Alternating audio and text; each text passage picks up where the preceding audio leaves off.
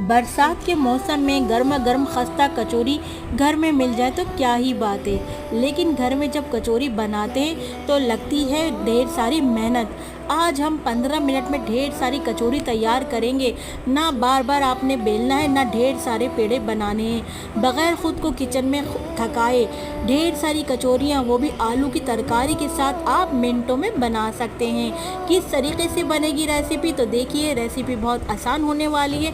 And तक देखिएगा। Recipe पसंद आए तो रेसिपी को लाइक तो अभी से अभी कर दें। और जिन लोगों ने अभी तक दहली के जायके को सब्सक्राइब नहीं किया तो आप तमाम व्यूअर्स से रिक्वेस्ट है कि दहली के जायके को सब्सक्राइब करिए। रेसिपी को अपने फ्रेंड एंड फैमिली में लाजमी शेयर किया करें। तो चले रेसिपी बनाना स्टार्ट करते हैं। बिस्मिल्लाहिर्रहमानिर्रहीम। अस्सलाम वालेकुम। मैं हूँ समरीन अकमल। मैं आपको अपने चैनल गर्मा गर्म खस्ता कचौरी की की रेसिपी देखने के लिए आप लोग दहली के जायके पर विजिट करिए और दहली के जायके को सब्सक्राइब करिए।